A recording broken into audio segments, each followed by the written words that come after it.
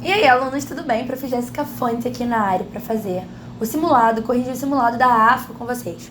O que acontece? Esse texto aqui, ele tá bem padrão da AFA, que é um texto grande, não é um texto simples de ser lido e que traz aí algum ponto de atualidade, algo que vai contribuir para o nosso conhecimento. É por isso que quando a gente está estudando inglês, a gente tem que entender que estudar vocabulário através de textos de atualidade, de notícias, é extremamente importante, tá? Bem, o que acontece? Como uma forma de gerenciamento de tempo, eu sempre falo para os alunos começarem a ler o comando da questão primeiro, para que assim possa fazer estratégias de leituras específicas, tá? Bem, de modo geral, ao ler o título do texto, eu já consigo ser introduzida de um modo geral ao tema daquele texto muitas vezes, tá? Aqui a ideia é persuadindo o Leonardo, tá? Mas que Leonardo? Realmente, através somente do título, a gente não consegue entender bem sobre o que ele está falando. Embora ambos, né, o laptop de Leonardo, de Ben Schneider, as necessidades humanas e as novas tecnologias de computação e a tecnologia persuasiva de B.J. Fogg, usando computadores para mudar o que nós pensamos e fazendo, ambos são escritos, foram escritos por acadêmicos. Os livros transcendem a academia para mostrar um diferente ponto de vista do potencial da internet. Schneiderman, ele prepara a base para o que chamamos de nova computação, enquanto o Fogg descreve como fazer a computação persuasiva. Bem, o que acontece? Ele está falando aqui sobre as novas tecnologias, a questão da internet. Provavelmente ele vai falar pra gente sobre os impactos da internet na nossa vida, tá? Então, de uma maneira geral, a gente, a partir do primeiro parágrafo, da leitura do primeiro parágrafo, a gente já é introduzido o tema que já é importante, então, pra gente fazer uma leitura do comando da questão, e a partir do comando da questão, a gente volta pro texto, para que a gente possa fazer esse texto de forma mais assertiva, tá? Quando a gente está fazendo prova, e provavelmente vocês já devem ter ouvido isso 1 milhão de vezes, toda vez que a gente está fazendo prova, a gente precisa de gerenciamento de tempo de prova, né? Então, nesse quesito, a gente faz isso, tá? A gente vai no comando da questão, pega ali o que a gente precisa de fato e a gente vai colocar ali alguma estratégia, seja ela skimming, seja ela scanning. Geralmente, através do comando da questão, eu já procuro palavras-chave dentro do texto e aí eu posso fazer um scanning do parágrafo específico, tá? Isso vai aumentar muito o seu tempo, você vai ganhar muito tempo na hora de fazer a prova. Bem, aqui na 33 a gente vê que é uma questão de interpretação de texto, porque ele fala em relação ao laptop do Leonardo. Então, especificamente, a gente sabe que quem fez o laptop, quem escreveu o livro O Laptop do Leonardo foi ali o Ben Schneiderman, né? Então, basicamente, a gente vai ter que ler especificamente sobre este livro, tá? E a gente sabe que ele foi o que preparou a base para a nova computação, tá? Então, de uma maneira geral, tá aqui uma palavra-chave importante pra gente. Então, ele quer especificamente sobre isso. As necessidades humanas e as tecnologias de nova computação, nós podemos inferir que isso o quê? Bem, essa questão do laptop do Leonardo, tá? Esse livro, né, essa teoria, essa questão, ela foca no quê? Só que você tá vendo aqui que tem um exceto, então tem que ter cuidado. O que a gente pode fazer? Bem, a gente sabe que o segundo parágrafo, porque ele começa com isso, o segundo parágrafo vai falar exatamente sobre isso pra gente. A ideia atrás do laptop do Leonardo é uma consideração sobre o que o Leonardo da Vinci, esse Leonardo é o Leonardo da Vinci, demandaria de um computador, de um laptop, né? E o que ele faria com isso? Ou seja, imagina o Leonardo da Vinci com um computador. É essa ideia que o livro traz, tá bom? Ele fala aqui que é um livro, que o livro traz. Aí ele fala também pra gente, então vamos ver o seguinte, vamos olhar lá as opções e ver se tem alguma coisa falando do Leonardo da Vinci. Os usuários, sejam eles iniciantes ou especialistas, na importância de programas, tais como, né, o autocoder e o assembler, na discussão sobre o uso do computador que o Leonardo teria, o Leonardo da Vinci teria se ele tivesse computador. ele foca nisso. Então, essa aqui não pode ser a resposta, porque eu quero o exceto. Então, essa aqui está correta, tá? A gente viu lá. Ou seja, eu peguei essa palavra-chave aqui e fui lá no texto procurar de forma assertiva. E aí eu posso fazer um scanning. O que é o scanning? O scanning é eu fazer uma leitura detalhada, tá? Existem duas estratégias, que é a estratégia do scanning e do skimming.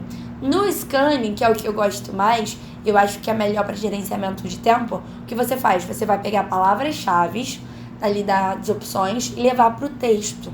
E aí, quando você achar aquela palavra-chave no texto, e você consegue fazer isso quase sempre, você vai fazer uma leitura ponto por ponto. Você vai escanear, tá? Então, você vai ali, ó, ler direitinho.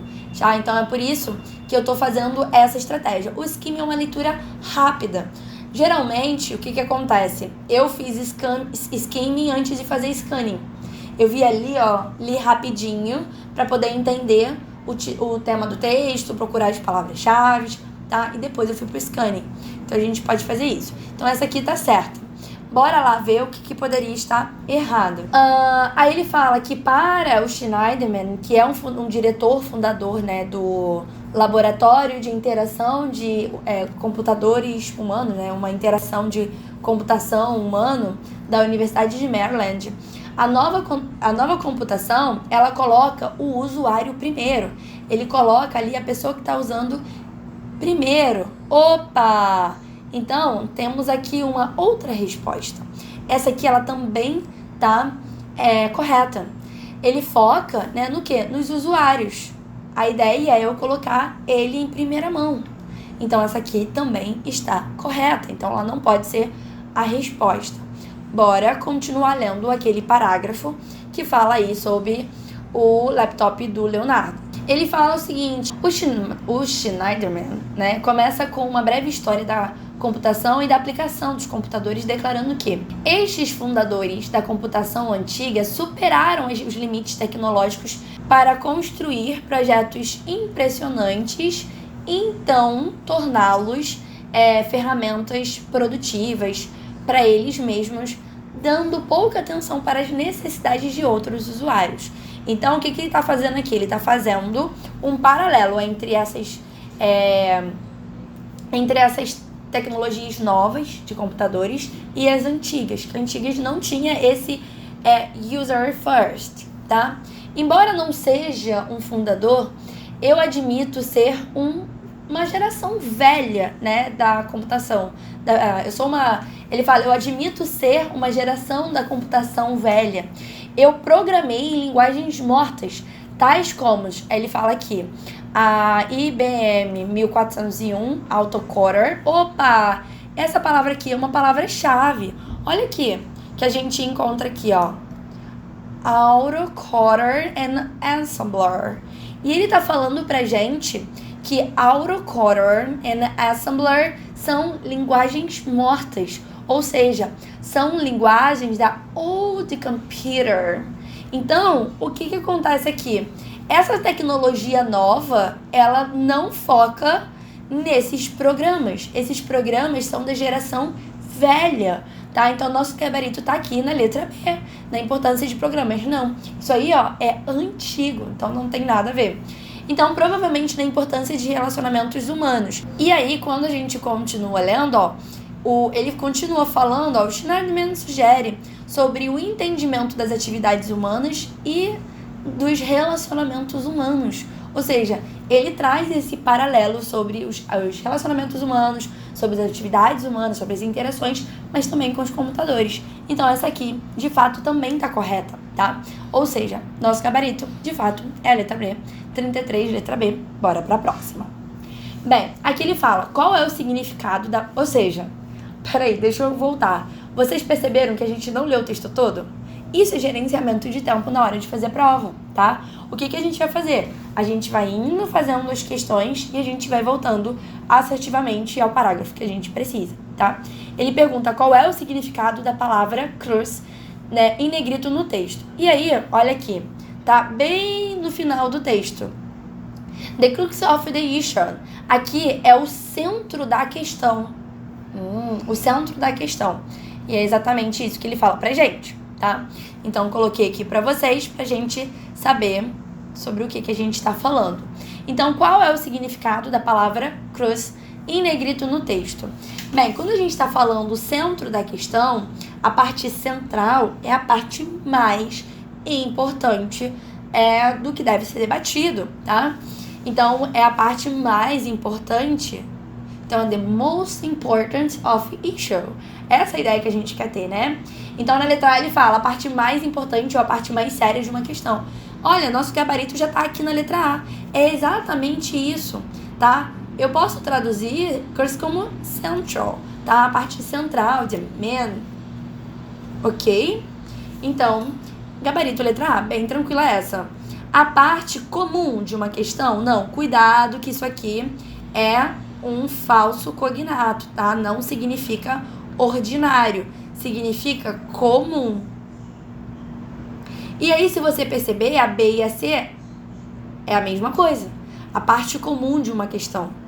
E a parte menos importante. Aqui, ó, menos importante. Então, não, tá? Ou seja, de fato, nosso gabarito tá na letra A.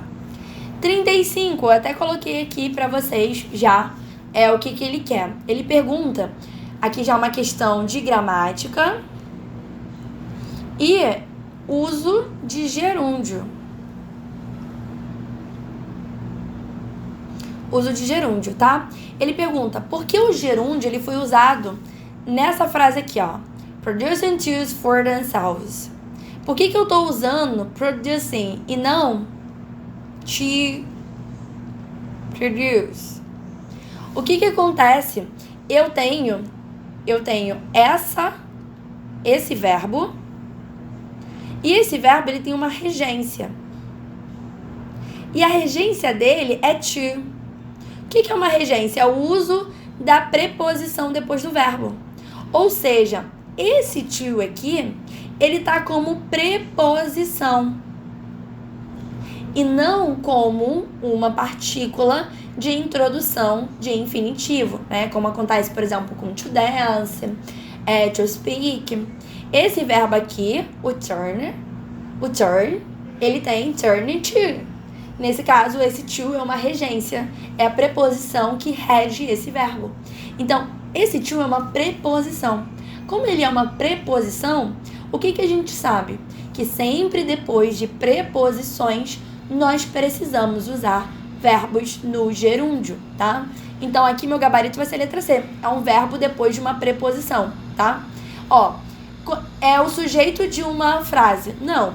Quando eu falo assim, dancing is a good way to improve your health. Aí sim, isso aqui, ó, tá no ing porque é o sujeito da frase. Dancing is a good way to improve your health. Dançar é uma boa maneira de melhorar a sua saúde, tá? Nesse caso, você tá vendo? Ele vem até antes do verbo, ele é o sujeito da frase. Quando ele tá como objeto, aí, gente, é a mesma ideia, vem depois aí de um verbo. Ele tá como preposição. O próprio verbo é o objeto da frase. É o objeto da frase. Não, gente, o objeto da frase é assim, ó. He hates reading. Ele odeia ler. Ele odeia o quê? Ler, tá? Então, aqui, nesse caso, ele tá como objeto da frase, tá bom? Ou pode até mesmo ser o objeto tá relacionado a um verbo, uma ação com o objeto. Isso acontece também, tá? E está no presente progressivo. Não, no presente progressivo é o quê? I'm reading. Aí sim, isso aqui é presente progressivo. Ele não tá. Ele tá depois de uma preposição. Show? Então aqui, 35, gabarito. Letra C. Aqui no 36, ele tá querendo pra gente um significado de palavras, tá? Só que se você perceber, não somente o significado dessa palavra, mas como sinônimos dela, tá? Aí ele pergunta, o que significa in brief? Em resumo, quando a gente tá ali num texto e a gente quer resumir as palavras ditas anteriormente, a gente fala in brief. E aí ele fala, a expressão in brief, em negrito no texto, então tá aqui, ó, em resumo, tá? Resumindo, poderia ser isso. Tem enclosed meaning. O que é isso? É sinônimo. Tem ali um sinônimo para todas as palavras abaixo. Menos, exceto. Então, toma conta com isso, tá? In short. In short é em resumo. Resumidamente. Então, temos aqui, ó, perfeito. Aqui nós temos em poucas palavras, ou seja, para resumir. Então, também podemos traduzir aqui, ó, para resumir, em poucas palavras, sumariamente. O que é um sumariamente? Também é resumindo. Ou seja, todas essas palavras aqui, elas têm essa ideia de que eu vou pegar aquilo que eu já falei e vou sucintamente colocar aqui em poucas palavras o que eu tinha dito lá em vários parágrafos. Ou seja, eu vou resumir o que eu falei. Eu vou trazer os principais pontos do que já foi dito aqui no próximo parágrafo, tá? Especificamente, aí não tem nada a ver, tá?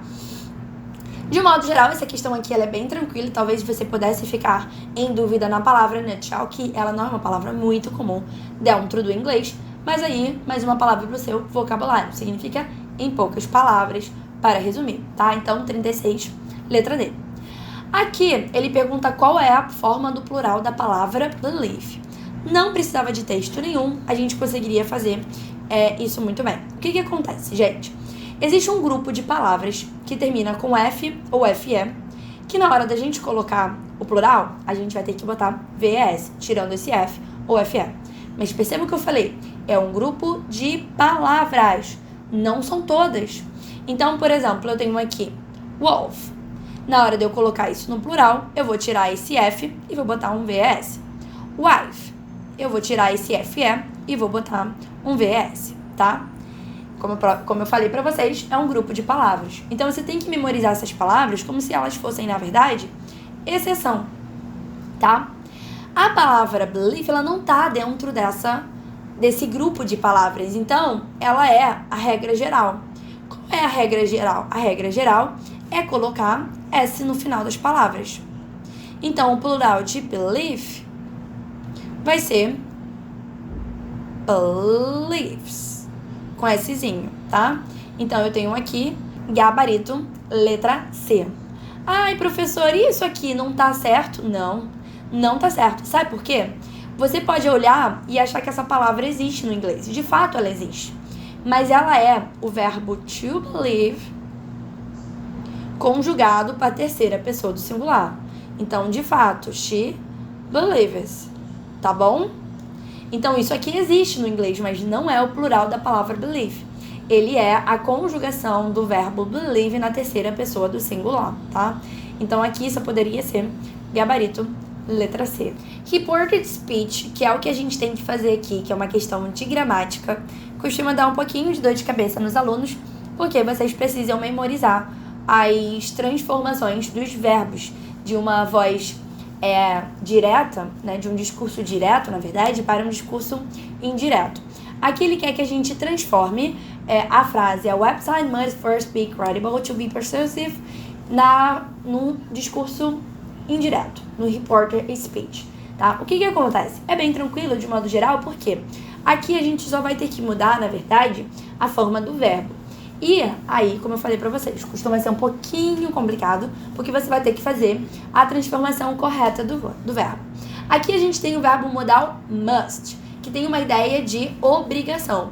Pra gente transformar o must no reported speech, a gente tem que colocar um had to, tá bom? Tem que. Então, só dessa maneira, ou seja, só de vocês eliminarem só de vocês pensarem nisso, vocês já conseguem eliminar muita coisa. Por exemplo, a própria letra A, tá? E a letra D. A gente vai trabalhar, então, com a letra B e com a letra C, porque a gente está trabalhando aqui com o had, tá bom? Bem, ele fala o seguinte, a website, eu vou até escrever para vocês. A website. Agora eu vou introduzir o had.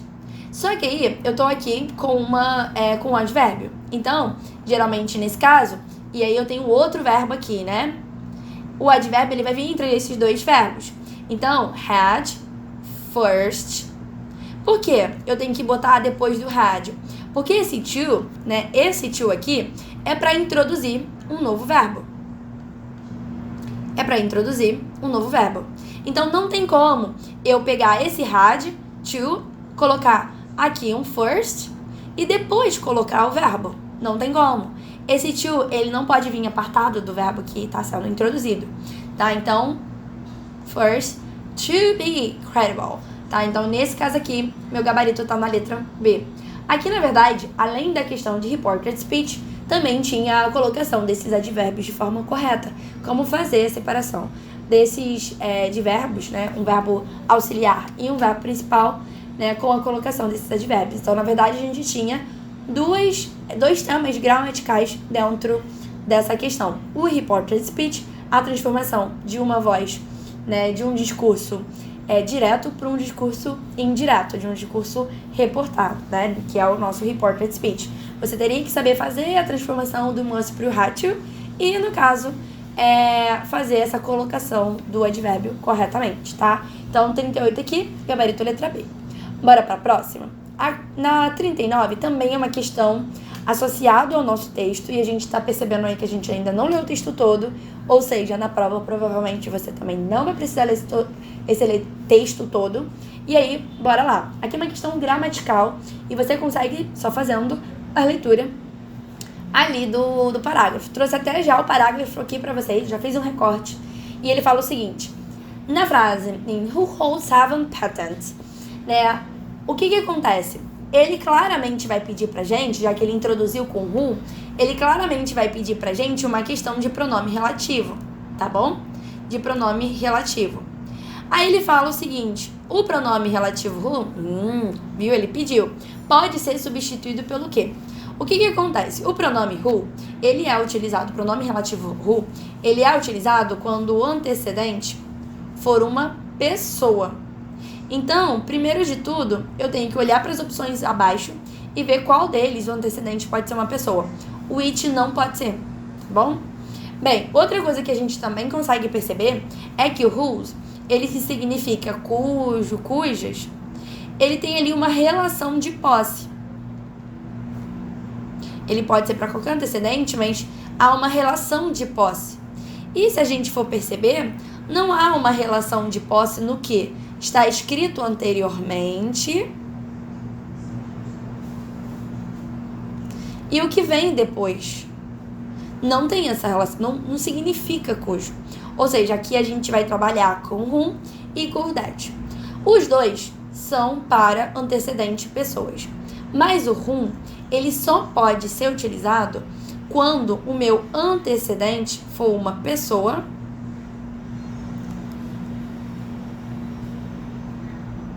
mas essa pessoa, ela é o objeto da minha oração. E aqui não tem nada a ver com a nossa história, tá? Aqui que lançou, tá? O Fog. Não é ele é o que lançou. Ele é o que tem 7 patentes na área, tá? Ele não é o objeto. Ele é o sujeito dessa minha frase. Ele lançou, o Fog lançou, o Fog tem, tá? Então, no caso aqui, não pode ser whom também. Ou seja, gabarito letra C. E a gente sabe que, na verdade, o that, ele pode ser utilizado quando o antecedente for uma pessoa ou uma coisa, um animal, em qualquer função. Seja sujeito, seja objeto. Então, nesse sentido, eu identifiquei o who e aí, perfeitamente, tem um sinônimo para o that. Lembrando que o who, ele também serve para antecedente de pessoas em qualquer situação, em qualquer função. Seja de sujeito ou seja de objeto. Tá? Então, nesse caso, eu sempre vou poder trocar o who pelo that. Ok, então gabarito da 39, letra C. Aqui na 40, ele pede para transformar a frase Fog has coined the term numa voz passiva, tá? O que acontece? Assim como o reported speech, a principal dúvida dos alunos é a transformação dos verbos, porque a gente tem que transformar os verbos, tá? Primeiro de tudo, na hora de transformar uma voz ativa em voz passiva. A gente entender, a gente identificar qual o tempo verbal está sendo utilizado na voz ativa.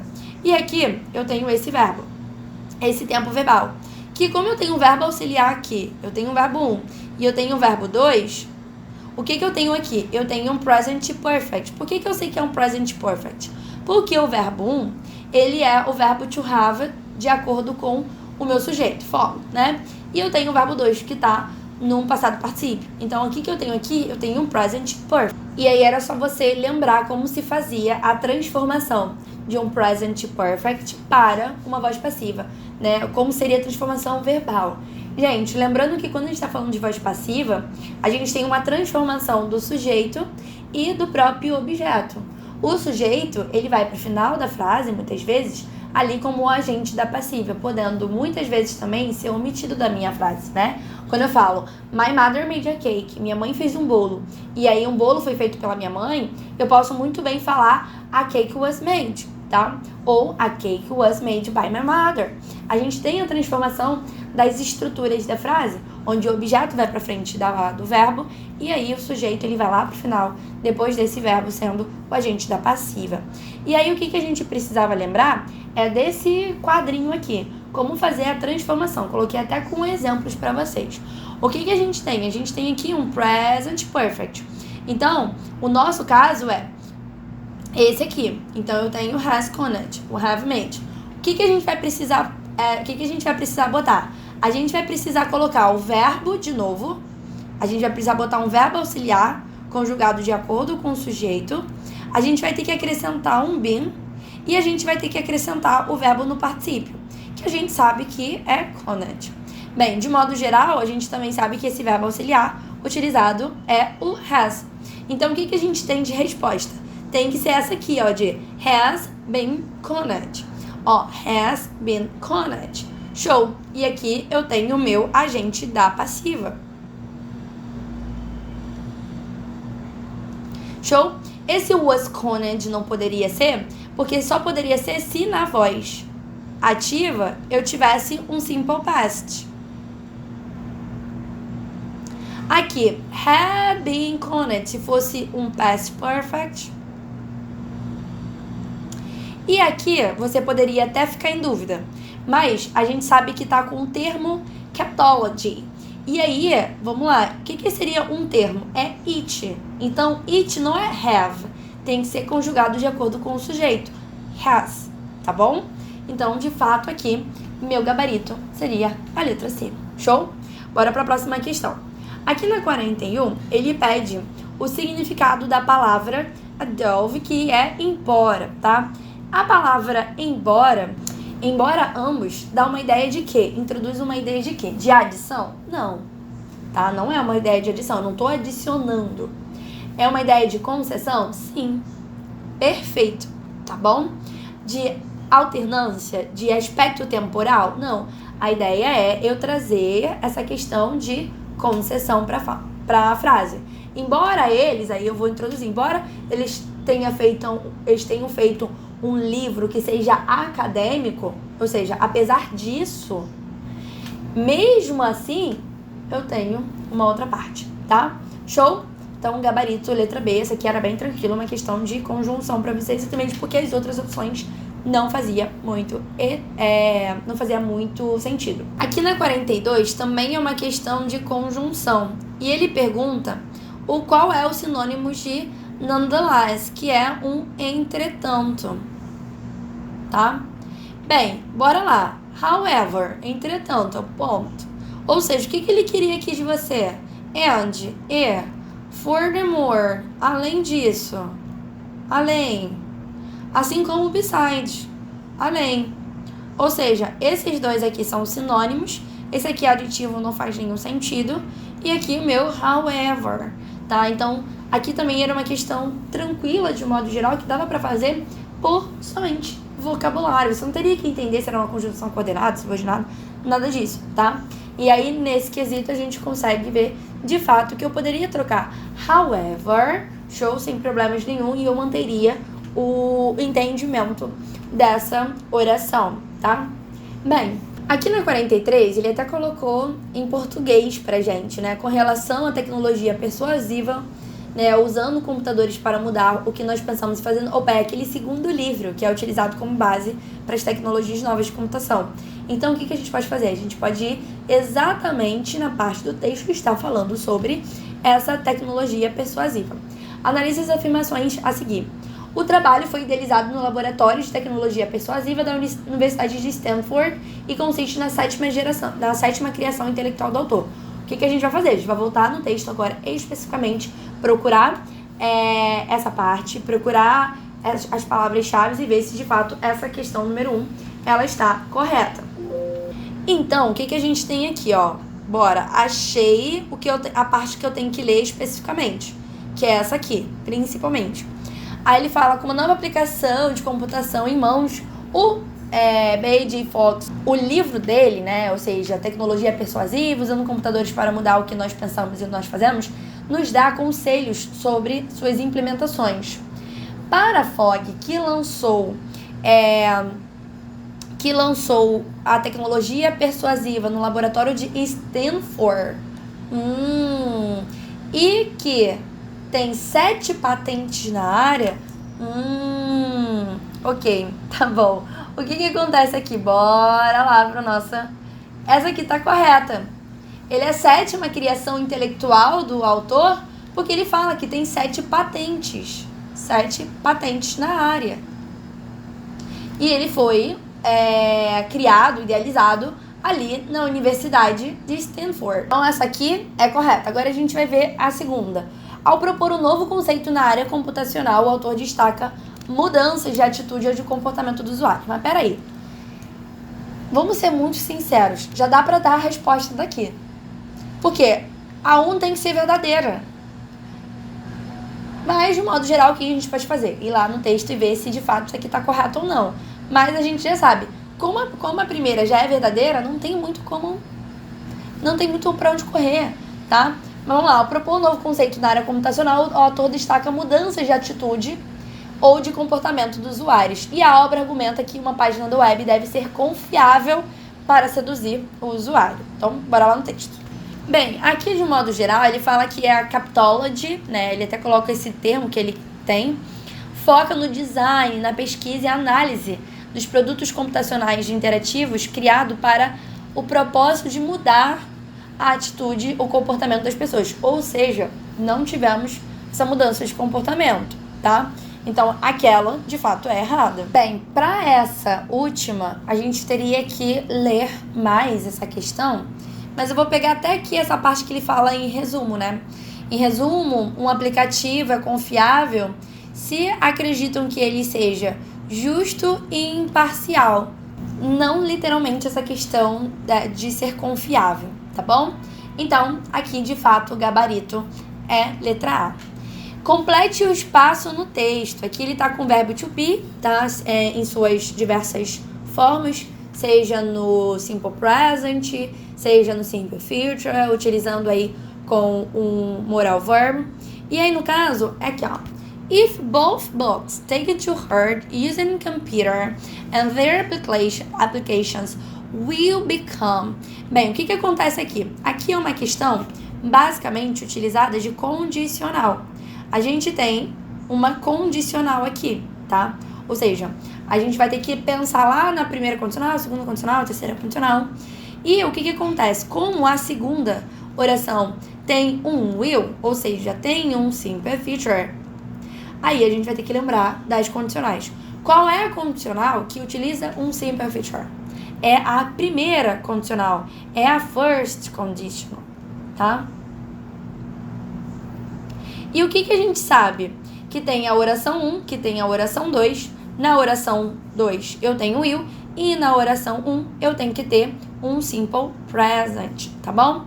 Ou seja, não pode ser a letra D, não pode ser a letra C, tá? Bora lá. Então, quais são as duas opções que eu tô com simple present? A letra A e a letra B, tá? Ou seja, agora que eu entendi como que eu deveria fazer, ou seja, entender ali que era uma condicional, eu vou, então, agora colocar o verbo de acordo com o meu sujeito. E aí eu tenho a palavra books. Se fosse book, seria it. Mas é books, ou seja, they. Então, they are, it is.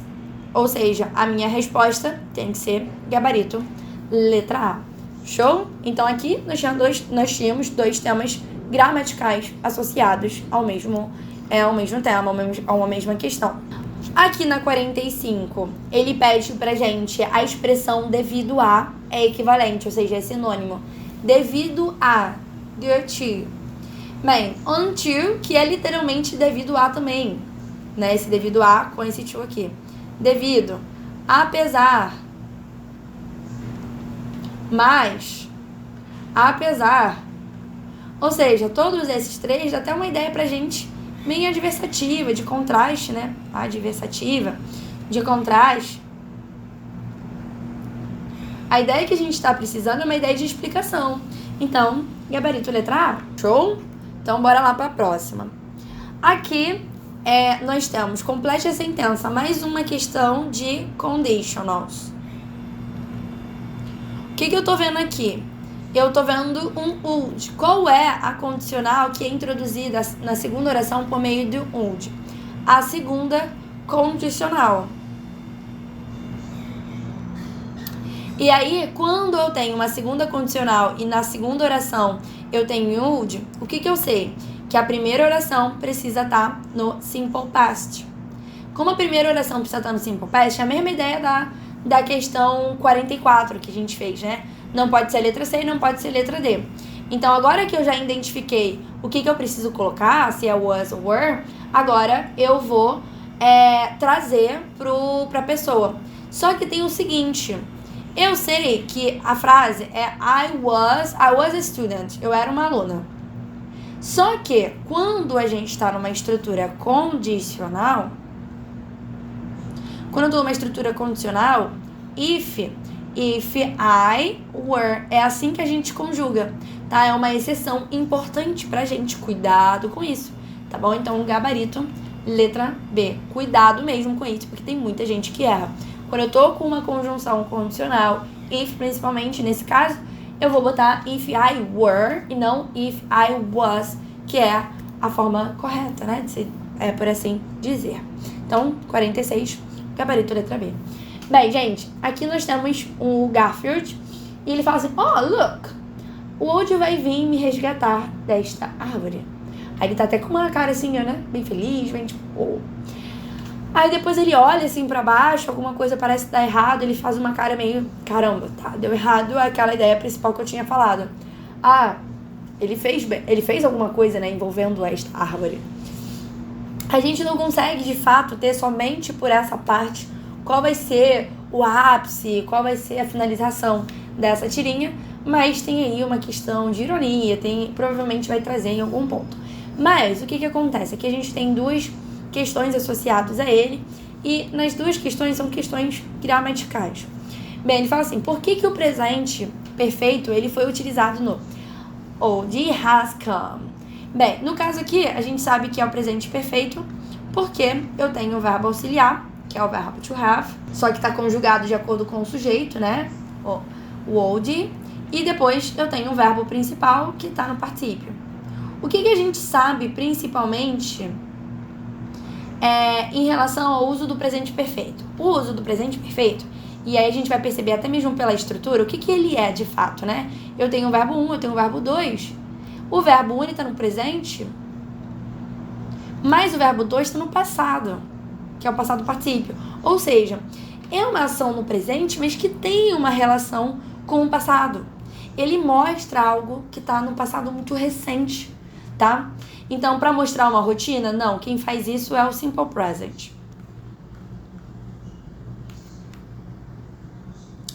Para mostrar uma ação recente no presente, não. Quem faz isso é o presente continuado, present continuous principalmente.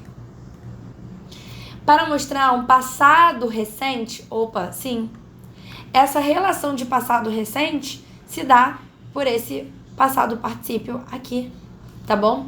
Para mostrar uma ação finalizada, isso aqui é o simple past, então não tem nada a ver. Então, quando a gente está aprendendo presente perfeito, a primeira coisa que a gente pensa, o que é o presente perfeito? É uma ação presente perfeito, né? É uma ação que começa no passado, mas que tá aqui, ó, acontecendo no presente. Então, foi recente esse passado, tá bom? Então, gabarito, letra C. Bem, aqui na 48, ele fala assim, olha, o que é isso? Olha. Ele tá perguntando qual é o modo. Quais são os modos que nós temos? Infinitivo, indicativo, subjuntivo e imperativo. No infinitivo, a gente tem o verbo não conjugado. To dance, to work, to speak. No indicativo, eu tô com o verbo conjugado. I play the guitar. Eu toco guitarra. Aí tá conjugado. I play de acordo com o sujeito I. Isso é um indicativo. Imperativo, quando eu falo, dou uma ordem, quando eu dou um conselho, eu falo algo que eu quero que a outra pessoa siga. Aí ele fala assim, olha. Então eu tô falando assim, olha. É o quê? É uma ordem. É um pedido muito enfático. Então é um imperativo, tá bom? E não temos aqui nenhuma estrutura de subjuntivo, tá bom? A gente já achou então aí gabarito letra C. Show, tranquilo, tá? Acredito que esse simulado aí tenha sido maravilhoso para vocês treinarem. Tá bem de acordo com a nossa prova. Rumo ao gabarito. Vejo vocês na próxima sessão.